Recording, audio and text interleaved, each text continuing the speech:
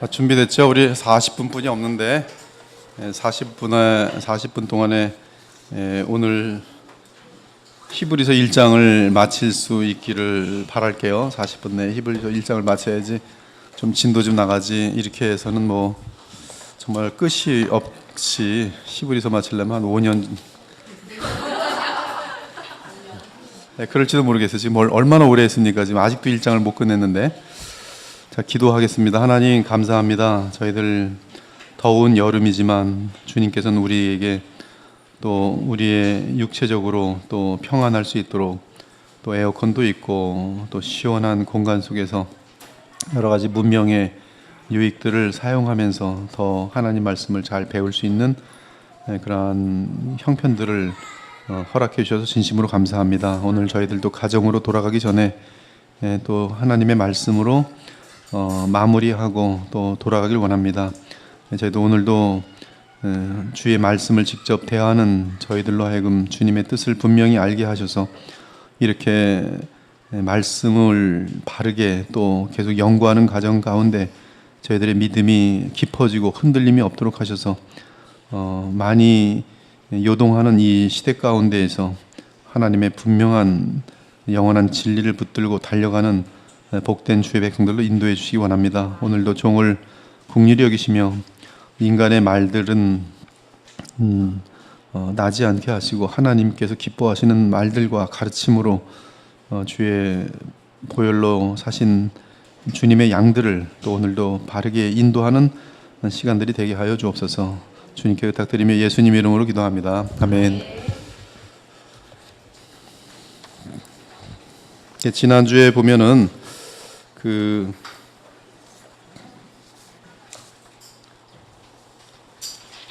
지지난주에 예수 그리스도와 천사의 비교를 하면서 결국 지금 이 히브리서를 받게 되는 독자들이 그 구약 성경에 대해서 그 권위를 인정한다는 사실이죠. 그래서 구약의 권위를 인정하는 이들이 성경을 바르게 해석하지 못함으로 말미암아 그들은 이 에센파는 그 천사에 대한 그런 내용들이 많이 있고 또 예수님을 천사로 믿고 가르치는 그런 것들이 있는데 유대교 에센파 지금으로 치면은 그 여호와의 증인 같은 계통의 그러한 그림들인데 바로 이 히브리서 기자는 그들이 의지하고 있는 구약을 하나님의 성령으로 정확히 해석해 줌으로 말미암아 아무런 말을 하지 못하게 하고 오히려 예수님을 하나님의 아들로서 분명히 승인할 수밖에 없도록, 왜냐하면 그들은 구약의 권위를 믿고 있기 때문에 그러한 것을 우리가 발견할 수가 있습니다. 그래서 지난번에 그런 어떤 그 성경에 의하면 여기 성경은 거의 대부분이 구약을 의도하는데 하나님께서는 천사에게 아들이라고 부른 적이 없지만 예수 그리스도를 향해서는 너는 내 아들이라 오늘 내가 너를 낳았다 하고 말씀하심으로 말미암아 천사하고 하나님의 아들 예수 그리스도하고는 전혀 신분이 다른 것을 우리가 확인하였고, 또한 6절을 보면 그리스도는 하나님의 맏아들로서, 오늘 그 동훈 형제가 오늘 여기 앉았는지 모르겠는데 동훈 형제라고 우리 정민성 교우님 아드님이 저랑 개인적으로 지금 성경 공부를 하면서 자기는 예수님이 맏형 같으대요. 그래서 맏형 맞다고 그러니까 본인이 그걸 성경적으로 한 번도 확인이 안 된 거예요. 그래서 맏아들을 찾아줬어요. 그랬더니 황당해서 제가 성경이 너무 관심을 안 갖고 살아온 것 같은데, 그래서 성경을 같이 많이 보기로 그렇게 했어요. 여기 보면 하나님의 맏아들, 우리 주 예수님은 하나님의 맏아들이십니다. 그래서 여러분들의 형이죠. 형이죠. 그래서 하나님께서는 그 아들을 이 세상에 보내실 때 그분의 모든 천사들로 하여금 그에게 경배하였다, 그렇게 지금 볼 수가 있어요. 근데 이제 그러면서 지난주에 이제 계속 뭐 그런 내용을 다루다가 중간 정도까지 하고 구약의 신적인 권위를 철저하게 인정하는 그러한 가운데에서 지금 히브리서 기자는 구약의 다윗, 나단 선지자 이러한 분들이 주의 영으로 충만한 가운데 남긴 말씀을 하나님께서 말씀하신 것처럼 그렇게 지금 히브리서를 보면 인용하고 있다는 사실을 우리가 발견하였습니다. 그래서 이는 구약의 신적인 권위를 철저하게 인정하는 신약의 그 사도의 행위를 우리가 확인할 수 있었던 것이죠. 그래서 아무튼 히브리서 독자들은 유대인들로서 구약에 매우 친근한 사람들이었는데, 이에 히브리서 기자가 구약을 인용하며 말할 때 그들 역시 구약을 하나님의 말씀으로 인정하는지라 그 권위에 의해 주 예수 그리스도는 천사와는 비교할 수 없는 창조주 하나님이시며 또한 메시아인 사실을 받아들일 수밖에 없도록 설명을 해 놓습니다. 그래서 하나님의 말씀에 그들보다 훨씬 뛰어나게 정통해 있는 히브리서 이 저자를 우리는 발견할 수가 있는 것이, 그렇죠. 같은 구약을 보는데 하나는 예수님을 하나님의 아들로 창조주로 발견하지 못하는 반면에 이러한 히브리서 기자는 그것을 구약을 통해서 얼마든지 예수님을 입증해내는 그런 가운데 그들로, 구약을 믿고 있는 그들로 예수님을 받아들이도록 이렇게 역사하는 그 서신을 볼 수가 있는 것입니다. 나아가 구약의 모든 예언의 성취가 하나님의 아들인 그리스도 예수 안에서 다 이루어진 사실을 알려주고 있습니다. 오늘 예수 그리스도를 천사들과 비교하며 구약에서 인용한 내용들은 천사 가브리엘이 예수님 탄생 시에 알려준 소식으로 요약될 수 있어요. 그래서 누가복음 1장 31절에서 33절은 구약에서 바로 그 메시아가 오실 때에 나타나게 될 현상을 분명하게 가브리엘 통해서 요약합니다. 보라, 네가 잉태하여 아들을 낳으리니 그 이름을 예수라 하라. 예수입니다. 예수님은 이름이에요. 예수는 이름입니다. 성부, 성자, 성령이 이름이고 여호와가 이름인 것처럼 예수는 이름입니다. 그리스도는 이름이 아니에요. 그리스도는 그의 직분입니다. 그래서 주는 그가 얻게 된 어떤 타이틀이에요. 그래서 주 예수 그리스도, 그 중에 이름은 예수입니다. 근데 그 예수라 하라, 그 예수는 사실 구약으로부터 여호와라는 그 이름하고 다 연결되어 있고요. 또 저슈아 다 연결되어 있고요. 근데 그 예수는 구원자라는 그런 가장 큰 의미가 담겨 있죠. 근데 어디로부터 구원하는가? 바로 죄로부터의 구원이 정확히 마태복음에서 선포되어 있고요.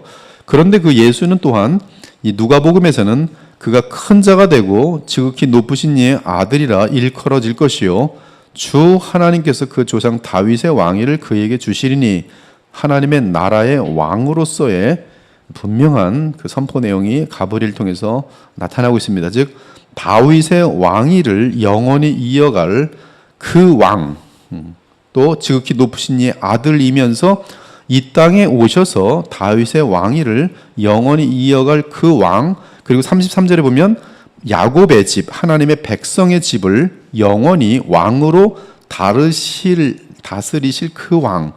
그래서 그 왕은 하나님의 백성을 영원히 다스리시는 영원한 나라가 이루어지는 그 그림으로 가브리엘 천사는 예수님에 대해서 정확히 알려주고 있습니다.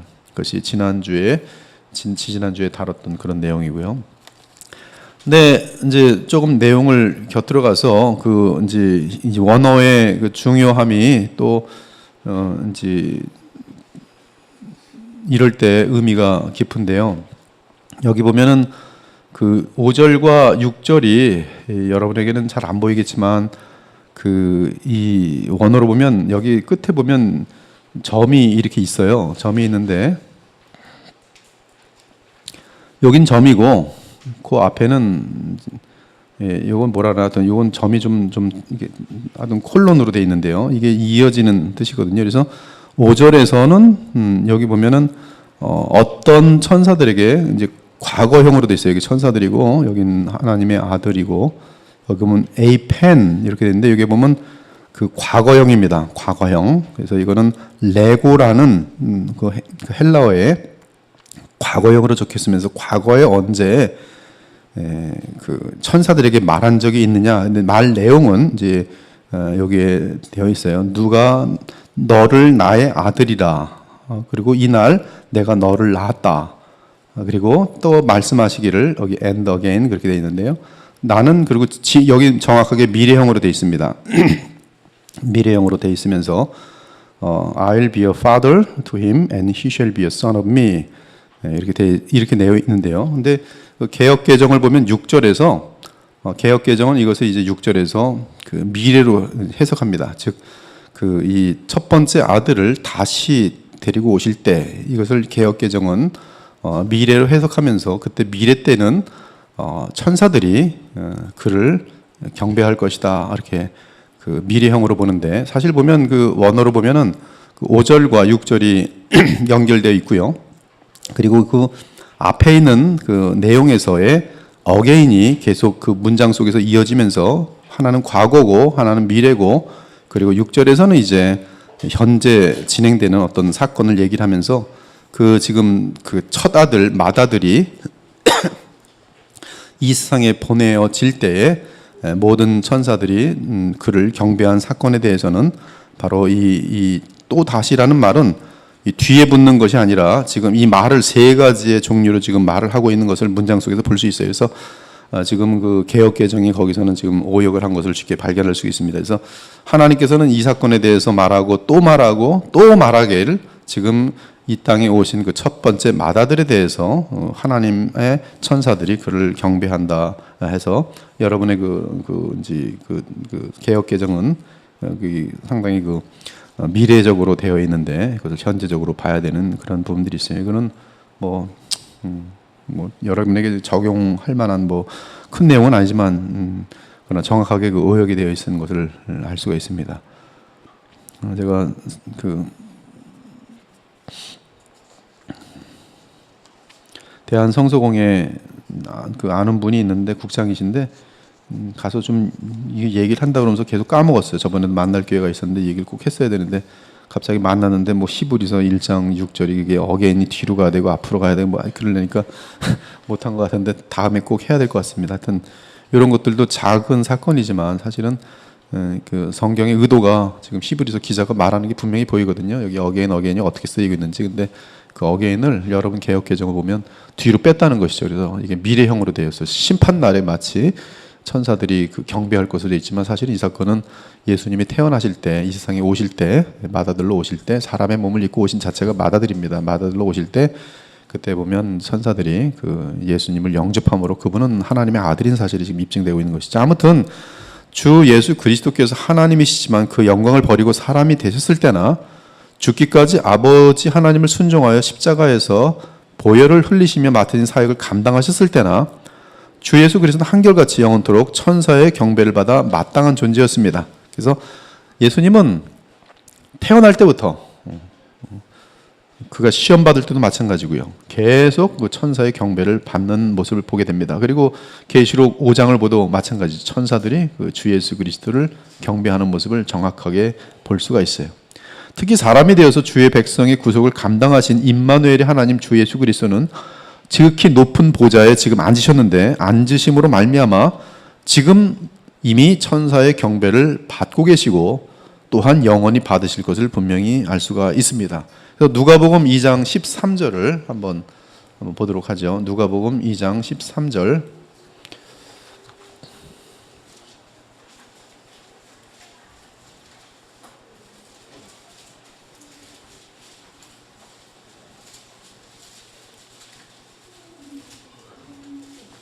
예, 한번 누가복음 2장 13절 한번 읽어보시겠어요?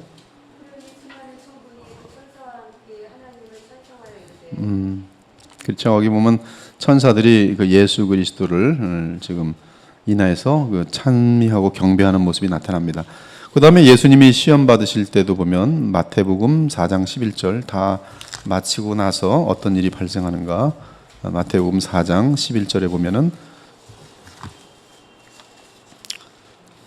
이에 마귀는 예수를 떠나고 천사들이 나와 수종드니라. 그래서 감히 예수님과 천사가 비교되는 게 아니라 한 분은 창조주 그리고 또 주시고 또 천사들은 단지 그를 섬기고 도와주고 수종드는 그러한 존재인 사실이 이 지금 성경 전체에서 정확히 발견될 수가 있는 것이죠. 그 다음에 마태복음 16장 27절에도 보면은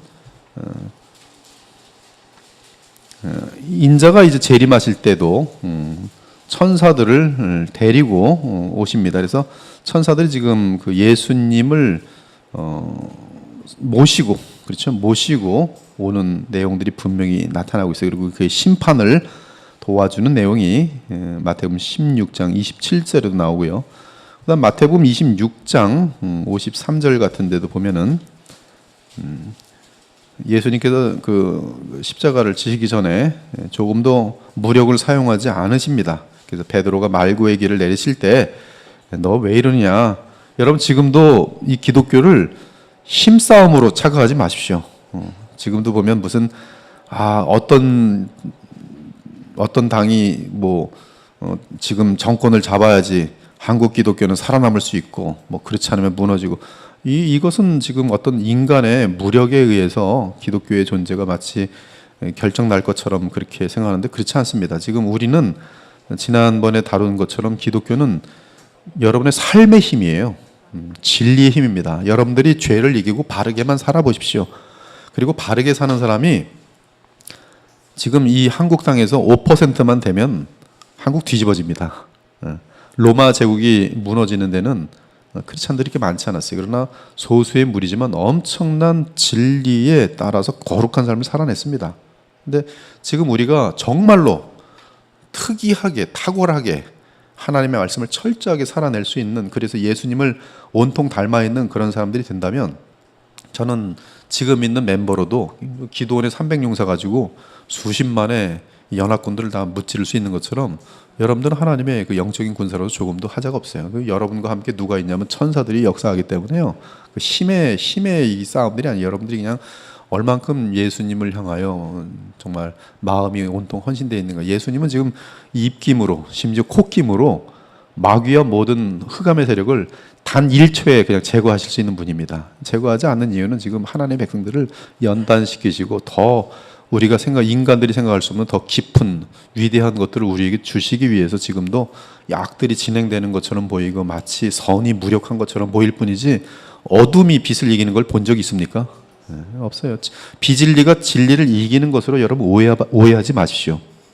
그래서 이걸 오해하는 사람들은 비진리 편에 서서 좀 잠깐 살아보겠다고 거짓도 말하고 이쪽이 힘이 센 것 같은데 악의 물인데 그 비진리의 선에 서서 막 그러는 것은 어리석음이에요. 여러분, 진리의 힘은 비진리를 이길 수밖에 없도록 돼 있고, 빛은 어둠을 이길 수밖에 없도록 돼 있고, 사랑은 미움을 이길 수밖에 없도록 돼 있습니다. 그래서 미움 편에 서지 마시고 사랑 편에 서시고, 죽음이 생명을 이길 수 있을 것 같습니까? 그건 죄 때문에 그런 현상이 나타나는 것이지, 생명이 태어날 때 죽음은 물러갑니다. 그래서 이 하나님의 영생을 이길 수 있는 죽음은 없어요. 그래서 생명의 힘, 사랑의 힘, 빛의 힘, 그런 것들을 여러분들은 그 하나님께 속한 영원한 것들이기 때문에 그쪽 편에 서셔야 되는 거예요. 지금 예수님께서 말씀하십니다. 예수님이 재림하실 때는 천사들과 함께 오셔서 모든 악한 세력들을 그냥 진노하시면서 끝내버리실 거예요. 그러나 지금 이 복음 사역, 또 예수님을 닮아가는 사역, 특히 죄와 싸워서 승리하는 사역은 힘과는 무관해요. 여러분이 돈 많다고 죄를 이길 줄 아십니까? 그렇지 않습니다. 돈과 무관한 거예요. 오히려 정직한 삶을 살기 위해서 어떤 사람은 가난을 택할 수가 있어요. 좀 억울하죠. 근데 정직한 길을 간 그 사람은 혹시 돈을 잃는 수는 있을지라도 하나님이 그와 함께 하심을 자신도 알고, 그리고 정직한 그 일로 인한 거룩의 역사들이 계속적으로 파장이 나타나는 것이. 예수님은 지금 십자가 앞에서 정확히 말합니다. 너는 내가 내 아버지께 구하여 지금 12군단, 이 한 군단은 6천입니다. 얼마나 많은 이 12군단 더 되는 천사를, 리전이 지금 6천 정도 되는데 하여튼 엄청난 그런 천사들을 보내시게 할 수 없는 줄로 아느냐. 여기도 보면 천사들이 예수님의 말 한마디에, 천사는 지금 이러한 내용들을 봤을 때 바람도 일으키고 어떤 그 힘 에너지와 관련된 것들에 대해서 어떤 엄청난 일들을 할 수 있는 것으로 보여져요. 그래서 천사들이 아마 활동을 하면 화산도 얼마든지 일으킬 수 있고 지진도 일으킬 수 있고 막 그 정도의 그 감은 좀 오는데요. 천사가 어느 정도의 능력을 갖고 있고 이런 것들에 대해서 우리가 다 알 수는 없습니다. 아무튼 중요한 것은 하나님께서는, 예수께서는 엄청난 그런 수의 천사들을 보내셔서 당장 지금 로마 군사들도 당장 처치할 수 있는 그러한 지위에 있다는 사실을 지금 보여주고 있어요. 그래서 이런 것들도 지금 천사들은 결국 예수 그리스도를 경배하고 섬기는 존재밖에 되지 않는 것을 우리는 분명하게 알게 됩니다. 지금 본문 자체가 지금 예수님과 천사의 비교 내용을, 그것이 신성 모독이지만 그 당시 히브리서의 이 수신자들은 그 천사에 대해서 너무나 엄청난 그런 어떤 존중하는 마음을 갖고 있기 때문에 지금 뉴에이지 같은 경우들이 다 천사에 대한 내용들을 다루고 있어요. 그래서 천사들을 관심을 갖게 하고 뭐 천사의 이름도 우리는 몇 개 알지 못하지만 거기는 뭐 이름들을 엄청나게 줘서 뭐 굉장히 많은 천사들이 나오게 하고 천사에게 기도하게 하고 천사를 만났느냐고 질문하게 하고 뭐 이런 것들이 있는데요. 그런 것들은 잘못 빠지는 것이, 여러분, 천사에 대해서 성경적으로 관심을 갖는 건 추천할 만해요. 근데 천사는 여러분의 심부름 분이에요? 주인이에요? 네. 천사 숭배 2단이 아니에요? 2단이에요. 그래서 절대로 천사 숭배랑 관련된 것은 조금도 빠져들지 마세요. 성경 어딜 봐도 그런 내용이 없어요. 마태복음 28장 또 2절과 5절을 봐도 마찬가지입니다. 마태복음 28장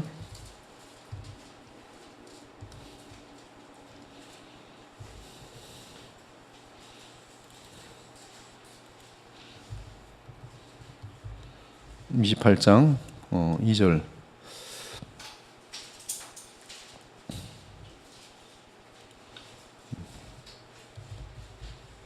뭐라고 되어 있어요? 네, 그렇죠. 예, 거기도 보면은 예수님의 이 지금 그 예수님의 그 무덤에서, 그렇죠? 예수님을 지금 섬기고 있는 천사들이 분명히 지금 나타나죠. 2절도 그렇고 거기 보면 또 5절도 보면은, 그렇죠? 무서워 말라, 십자가에 못 박히신 예수를 너희가 찾는 줄을 내가 아느니라. 그래서 하여튼 이러한 것을 볼 때 뭐 천사들은 오히려 예수님을 높이고 예수님을 섬기는 존재로 분명히 나옵니다. 또 베드로전서 3장 22절에 보면 이제 베드로 사도가 가장 구체적으로 말하는데, 예수 그리스도는 하늘에 오르사 하나님 우편에 계시니 천사들과 권세들과 능력들이 그에게 복종하느니라.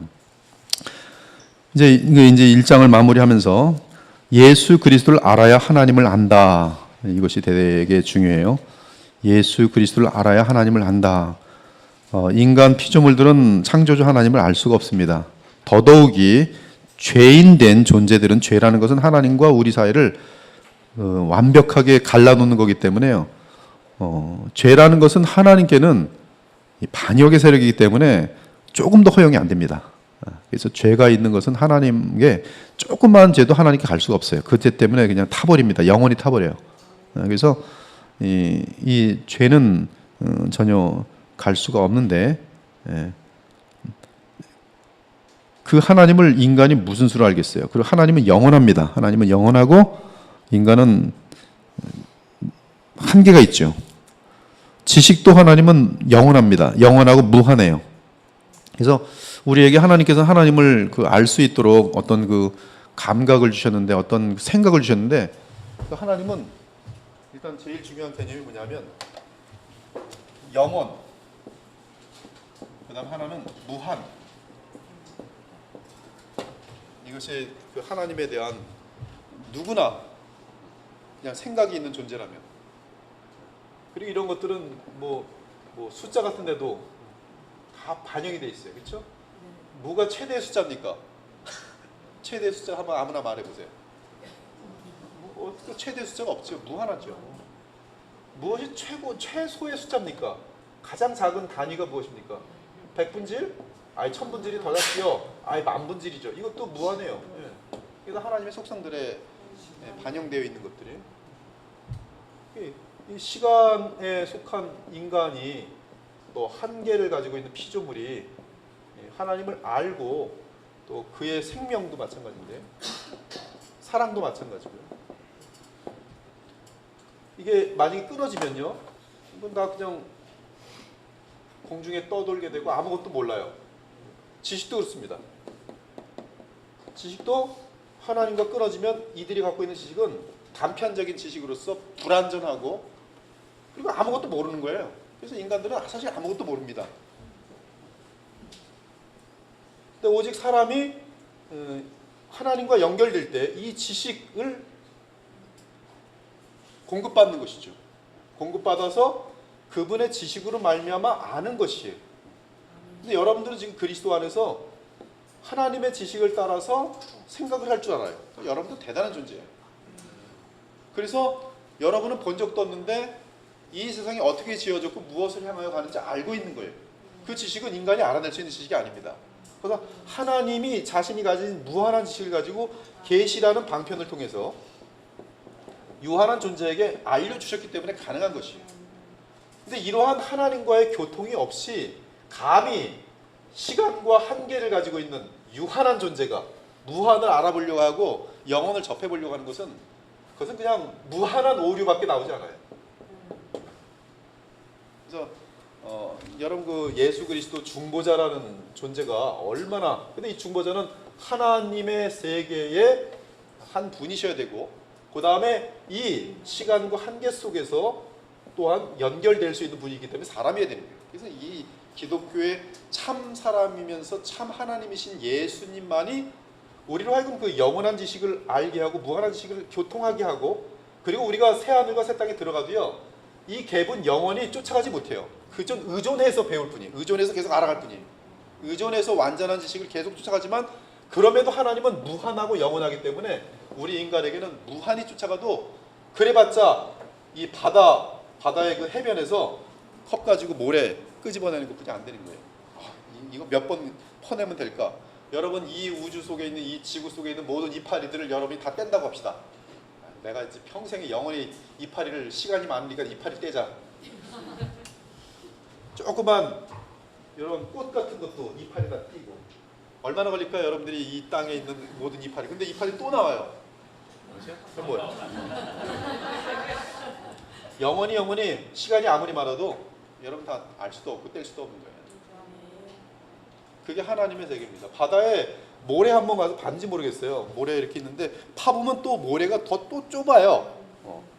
사람이 먹어도 될 만큼 굉장히 미세한 가루들로 또 되어 있고요. 또 파보면.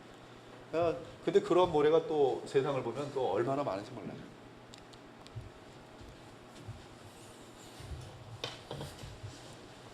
즉 예수님을 모르고서는, 중보자를 모르고서는 하나님을, 피조물이, 그것도 죄인이 하나님을 안다는 것은 그건 말장난입니다.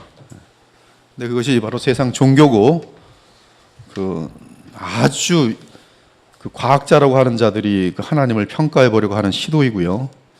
그래서 그런 과학을 믿는다 하면서 하나님의 계시를 가지고 과학으로 평가해 보려는 것은 어리석음 중에 지극한 어리석음이에요. 그래서 하나님이 선포한 내용을 안 믿고 고작 과학을 믿는다면서 진화론을 계산하고 이러면서 나는 과학을 믿을 거야 하면서 하는 사람들은 이 하나님에 대해서 여전히 겸손이라는 것을 전혀 모르는 존재들인 것입니다. 여러분들이 하나님의 하나님 되심을 알 때 성경 말씀을 아이처럼 받아들이기 시작해요. 그리고 아이처럼 받아들이는데 이것이 IQ가 200이 넘고 300이 되더라도요 거기서 하나도 에러를 발견하지 못합니다. 완벽하게 하나님의 그 조직과 논리가 형성되어 있는 걸 볼 때요 하나님의 그 말씀 그 자체 앞에 무릎을 꿇을 수밖에 없도록 돼 있어요. 감히 인간의 생각이나 다른 사본들이나 무슨 역사 속에 그런 것들을 참조할 수는 있어요. 그러나 거기를 성경보다 더 큰, 성경이 말한 건 난 믿을 수 없어. 다른 데 자료가 있네. 난 이래서 믿어. 이 사람은 지금 이걸 성경보다 더 믿는 거죠. 그럴 필요가 없는 거예요. 이거는 참조로 역시 하나님 말씀은 또 확증이 되는구나. 고고학을 발견했기 때문에 믿는 게 아니라 참된 신자는 하나님 말씀이기 때문에 성경을 믿고 있는데 고고학에 의해서 뭐가 돼요? 그 입증돼요. 그러면 역시 하나님 말씀은 또 고고학으로 또 확증돼요. 이렇게 되는 것이 받는 것이지, 고고학이 이렇게 말하니까 나는 그때서야 성경을 봐. 이 사람은 지금 자기 남편에 대해서, 나는 남편을 안 믿고 있는데 친구가 와서 당신 남편 믿을 만해. 그래? 이제 믿어볼까? 이거하고 똑같은 거예요. 그렇죠? 하나님 앞에서 우리 자녀들은 그래서는 안 되는 것이. 히브리서에서는 예수 그리스도는 하나님의 영광의 광채시며 하나님의 본성을 그대로 보여주는 하나님의 아들이며 그리스도라고 증거하고 있어요. 아주 짧습니다. 지금 1장뿐이 안 갔어요. 따라서 피조물인 우리 인간들은 예수 그리스도만을 통하여 하나님이 어떠한 분이신지 알 수가 있어요. 그렇지 않으면 피조물인 우리 인간들이 생각하는 하나님은 자신들의 상상 속에서 제멋대로 만들어진 자기 신들입니다. 따라서 거짓신이요 우상신이라고 할 수 있어요. 우리 인간들은 오직 예수 그리스도만을 통해 하나님을 알 수 있습니다. 따라서 아들이 없으면 아버지가 없습니다. 여기 앉아 계신 분들 하나님을 알고 싶습니까? 누구를 바라보셔야 돼요? 그냥 원칙입니다. 성경이 선포하는 원칙이에요. 벗어나지 말길 바랍니다. 어떠한 유명한 교수가 오건 신학자가 오던 아들 없이 하나님을 알 수 있습니다. 헛소리하면 그냥 성경의 권위로 거절하십시오. 교회의 신앙 고백의 권위로 거절하십시오. 신앙 고백은 개인이 말한 것이 아니에요. 그것은 성령으로 충만한 교회의 지도자들이 한 마음과 한 뜻으로 일치된 의견을 내놓은 것이 우리가 지금 고백하고 있는 하이델베르그 신앙 고백, 벨직 신앙 고백, 웨스민 신앙 고백 같은 것이에요. 그러므로 그러한 이 성경의 권위와 또 그것은 성령으로 말미암는 이 성경을 주시고 성경을 저작하신 성령의 우리 감동으로 인한 깨달음들이기 때문에 그러한 인간적인 내용들에서 학문이니 뭐니 너무 의존하지 마십시오. 그것이 주님의 말씀을 높이고 예수 그리스도의 영광을 드높이고 예수님의 권위를 무한하게 높이는 그러한 결론을 질 때는 그 학문을 소중히 여기지만 감히 하나님의 말씀과 견주려는 의견들을 낼 때는 이들이 세계적인 학자든 뭐든 그냥 무시해버리세요. 여기서 속는 거예요. 저 사람 세계적인 학자인데, 세계적인 학자가 그래서 마귀는 하나님의 종입니다 딱 얘기하면 여러분 어떡할 거예요? 이 사건은 실제 있었어요. 프린스턴 신학교에서 세계적인 학자라는 조직 신학자가 어느 날 마귀는 하나님의 종입니다. 그래서 서던 베프티스트가 죽여라, 내쫓아라, 끌어내라. 신학교에서는 세계적인 학자인데 우리는 하나님 말씀 그대로 어린아이처럼 받을 때는 무슨 마귀가 하나님의 종입니까? 물론 그 어떤 하나님의 주권적인 배경 속에서 자세히 설명해서 어떤 그런 의미에서 그렇게 말한다면 이해가지만 그런 의도로 얘기한 게 아니었거든요. 그런 의도가 아니라 정말로 그냥 마귀는 하나님을 돕는 종처럼 얘기를 해버려가지고 그런 말 자체도 종일 수도 없고 마귀가 뭐 하나님을 향해서 한 번도 동의한 적도 없고 그는 하나님을 대적한 이후에는 100% 하나님의 원수일 뿐입니다. 있을 수가 없어요. 그래서 예수 그리스도만을 통해서 하나님을 알 수 있으니까 아들이 없으면 아버지가 없습니다. 이것은 그냥 여러분의 마음속에 예수님의 말씀이니까 새겨놓으십시오. 성경을 읽으실 때요. 과거에는 이제 성경에 보면 예수님의 말씀이 빨강색으로 돼 있어요. 그죠? 빨강색은 예수님의 말씀이니까 그냥 탁탁탁탁탁 그냥 새겨놓으세요. 그냥 일단 예수님의 말씀, 하신 말씀은 그냥 다 새겨놓으세요. 그리고 성경을 계속 보십시오. 그리고 예수님의 말씀을 성경 해석의 근거로 삼으세요. 그리고 성경 전체가 말하는 것을 보면 결국 예수 그리스도로 성경 전체를 또 보도록 계속 인도합니다. 그래서 창세기부터 계시록까지 계속 이 예수님의 말씀 가지고 또 그 예수님의 말씀을 근거한 것을 또 백업하는 성경 전체의 바울의 말이랄지 모든 다른 사도들의 말을 또 근거로 해서 성경을 보면 우리는 지금 계속적으로 차곡차곡 쌓는 거예요. 지금은 성경 해석에 거짓 선생들이 많아요. 지금 뭐 신천지 같은 경우 성경 가지고 얘기해요. 계시록 우리 한번 쌓아봅시다. 뭐 요새 신천지에서 나오는 모든 그 동영상들은 다 계시록 가지고 쌓아요. 계시록. 그래서 계시록은 이만희 선생을 주장하는데 개신교의 계시록 뭐 누구 무슨 목사 유명하다는 목사가 한 계시록 이게 얼마나 무식하냐 하면서 비교시키면서 해요. 사람들은 성경도 모르는데 자기네들 머리로 이렇게 보면 이게 훨씬 타당하거든요. 말 같지도 않은 바보 같은 말이고 이 신천지가 말하는 것은 성경 가지고 말하는데 맞는 말이거든. 자기 생각에 그냥 지금까지 자라는 배경 속에서 그럼 여기는 그래서 이 사람들은 성경 가지고 따지자 그래요. 신천지가 감히 결론은 가장 무식한 결론을 내면서 예수 그리스도를 없애버리면서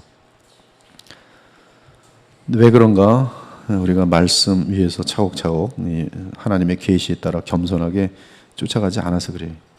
아들이 없으면 아버지가 없습니다. 내 아버지께서 모든 것을 내게 주셨으니 아버지 외에는 아들을 아는 자가 없고 아들을 놓친 자들은 하나님에 대해서 오해하고 하나님을 다른 하나님을 만들어서 제시합니다.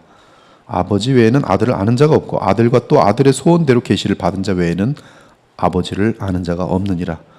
우리의 사귐은 아버지와 그의 아들 예수 그리스도와 더불어 누림이라. 거짓말하는 자가 누구냐? 예수께서 그리스도이심을 부인하는 자가 아니냐? 거짓말하는 자는 예수님에 대해서 잘못된 말을 하는 자는 무조건 거짓말하는 자예요. 그들은 아버지를 알 수 없습니다. 예수께서 그리스도이심을 부인하는 자는 있을 수가 없어요. 또한 예수님이 사람의 몸을 입고 오신 사실을 부인하는 것 다 적그리스도예요. 근데 이들의 부인은 뭐냐면 아버지와 아들의 관계를 부인해요. 아버지와 아들을 부인하는 그가 적그리스도니. 즉 하나님을 알려면 그리스도 외에는 알 수가 없습니다. 믿으십니까? 네, 대단히 중요한 거죠. 간단한 내용이지만 아들을 부인하는 자에게는 아버지가 있어요, 없어요?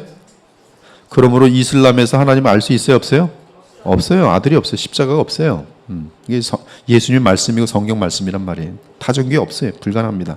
아들을 부인하는 자에게는 또한 아버지가 없으되 아들을 시인하는 자에게는 아버지도 있느니라. 처음부터 들은 것이 너희 안에 거하면 너희가 아들과 아버지 안에 거하리라. 여러분, 이 아버지와 아들로 주제를 해서 한번 성경 전체를 한번 보십시오.